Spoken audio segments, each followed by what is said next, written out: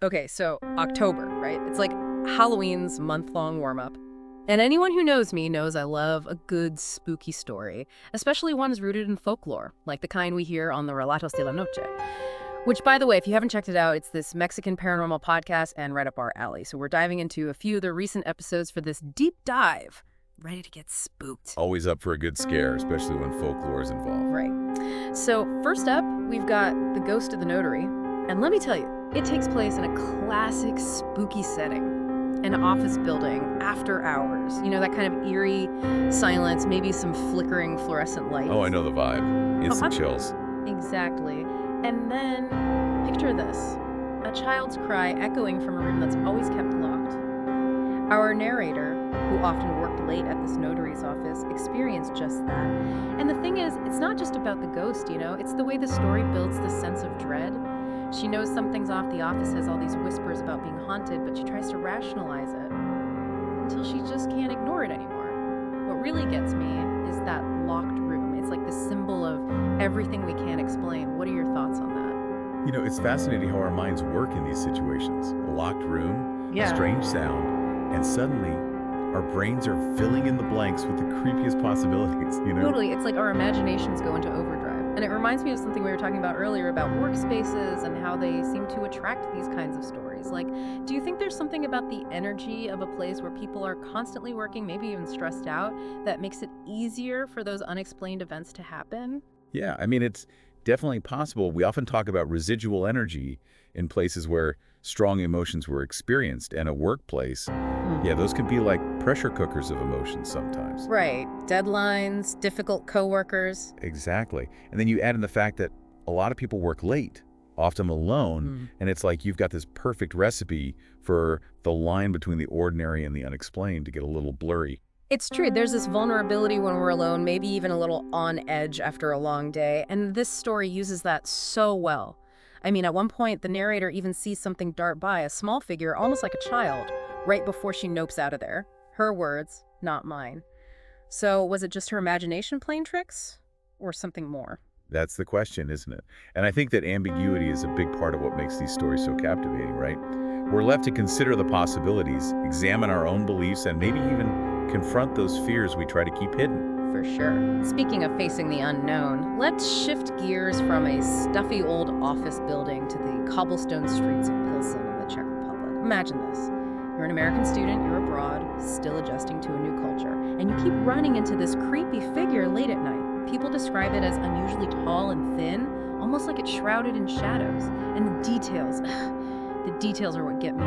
Long, claw-like hands, bare feet that look almost animalistic, and the creepiest part, dead silence. No footsteps, no breathing, just there. It's interesting, though, because the story's called The Strange Demon of Pilsen, and you hear demon, and you immediately picture something specific, right? Like, we're so influenced by Western interpretations, but then the details, the strange clothing, the total silence, it's like this figure exists outside of those usual paranormal boxes we try to put things in. What do you make of that? Yeah, it's like it's messing with our expectations. You think demon, and you've got this whole image in your head, usually from how we see things in the West.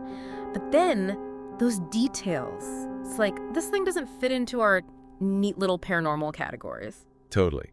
And on top of that, you've got this American student trying to find his way in a totally new place, probably doesn't know the local folklore, right? I bet that just ramps up the fear factor when you're already a little out of your element. You're preaching to the choir. It's like your senses are already working overtime with all the new sights and sounds, and then bam, creepy encounter. Talk about information overload. Seriously. And the story gets even weirder, right? Remember, the student sees this figure again near a bridge he uses all the time. He hears those creepy claw-like feet scraping closer, and then boom, a train roars past and the figure's gone. Vanished. But later, he finds out that the bridge collapsed that same night. What do you think? Could this thing have been trying to, like, warn him off? That is so creepy. Was it something drawn to the bridge's collapse, or was it something else entirely, like maybe a protector of some kind? And it just looked creepy because our student was already freaked out and in this unfamiliar place. Right. That's what makes this story so intriguing. It forces you to consider all these different interpretations, you know, like a reminder that things aren't always what they seem, especially when you're outside your comfort zone, culturally speaking at least. It really makes you think. Okay, so from this creepy figure on a foggy street, let's head back to Mexico, to this beautiful waterfall that hides a dark secret. Oh, the spirits of the waterfall. It's like a classic cautionary tale, right? Don't ignore local warnings and always respect nature. Right, like all those stories about going into forbidden territory, whether it's a real place or something you just shouldn't mess with. These friends in the story, they hear all the rumors about something bad at the waterfall, but of course they're like, nah, it's just superstition. Classic. And like always in these stories, they learn the hard way. Remember that creepy detail? Yeah. That black shape they see in the water, the voices they hear? And one of them actually gets yanked back by something as they're leaving, even gets scratched. Talk about a sign to get out of there. It's like this thing, whatever it was making its presence known, leaving a mark on the real world. It's like that physical proof, you know? That's what makes you really think twice about these stories. Suddenly, it's not just some made-up thing. It's interacted with our reality. No kidding. It blurs the lines, makes you wonder what to believe. Exactly.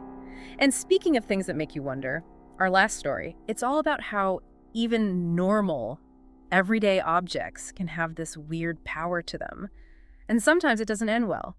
The Little Wooden Indian, that's the one, right? It's about these kids who find this hidden idol in their uncle's backyard, and things get strange. Oh yeah, cursed objects. That idea has been around forever, hasn't it? Like something's attached to them, some energy or spirit. It's like a universal fear, right? That we'll stumble across something we shouldn't, and then bam, unleashed consequences. Totally, like messing with something ancient and unleashing who knows what. So in the story, these kids find this idol, right? This little wooden figure. And at first, no big deal. But then all this weird stuff starts happening. Shadowy figures, a family member gets sick. It's like the idol is connected, you know? Right. What else could it be? Right. The story definitely plays on that fear. Like you said, you disturb something that's been hidden for ages. There might be a price to pay. And the fact that all this bad stuff starts happening after they find it, yeah, that's not a coincidence. It's like that butterfly effect thing. But here's the kicker. The kids, they start to put two and two together. They realize that the idol is causing all these problems, so they decide to rebury it, put it back where it belongs, bury it even deeper than they found it. And guess what? It works, right? The grandfather's health starts to improve, all the creepy stuff stops. It's like putting things back in balance. It makes you think, you know? Yeah. About all those connections we can't see. Or maybe we just don't want to see them. I mean, yeah, maybe it's just coincidence, but the timing is definitely suspicious. It's those little moments that make these stories stick with you, you know? Absolutely. It reminds us that we don't have all the answers. Right. We live in this world of science and logic, but then you hear these stories about the unexplained, about ancient beliefs and things we can't see or touch, and you can't help but be fascinated. I know, right? And running through all these relatos de la noche stories, there's this theme of warnings. Often ignored, of course, like respect the boundaries, listen to local lore, and for goodness sake, pay attention to the signs. It's good advice for anyone, whether you're into spooky stories or just, you know, living life. Couldn't have said it better myself. These stories, whether you take them literally or not, they make you think about what's possible. They remind you that there's power in belief, in tradition, in the things we don't understand. Because sometimes the stories that really get under your skin, they're the ones that make you question everything you thought you knew. So true. Next time you hear a good ghost story, don't just brush it off.